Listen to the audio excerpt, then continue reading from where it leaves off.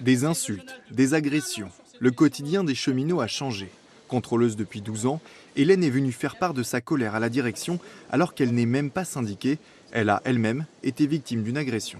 On était dans une région safe, on se sentait à l'abri dans nos trains, les gens étaient contents de venir, nous aussi.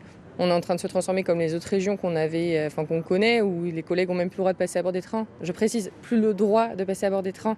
Et nous, c'est ce qui arrive chez nous. Les collègues en fait veulent plus aller au contrôle parce qu'il y a trop de conflits en fait. Ça peut partir, mais de rien. Certaines fois, ça peut être un bonjour, juste le fait de voir l'uniforme. Un sentiment de glissement. Conforté par les chiffres, les faits d'insécurité ont augmenté de 48% en seulement 3 ans.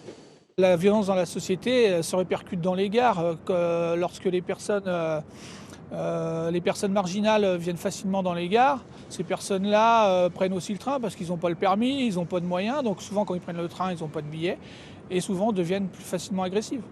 Mais c'est aussi le cas de tous les voyageurs en général qui n'ont plus de patience. Dans les derniers mois, on a eu 3-4 agressions importantes. Un contrôleur qui s'est fait mordre au cou, un autre qui s'est pris un coup de poing, une contrôleuse qui s'est fait taper au sol à coups de pied. Madame la directrice, la dégradation de la sûreté n'est pas une situation inéluctable. Des mesures concrètes et efficaces peuvent et doivent être prises. Présente, la directrice de TER Bretagne a rappelé 10 engagements pris il y a un an. Du vent, selon l'intersyndicale, qui attend des renforts de sécurité, des caméras piétons ou le retour de contrôleurs dans les trains sans agents pour retrouver l'apaisement. C'est notre travail, on doit aussi gagner notre vie, mais comme tout le monde en fait.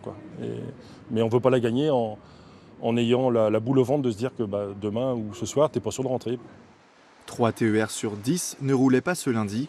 La grève se poursuit jusqu'à demain matin, 8 h.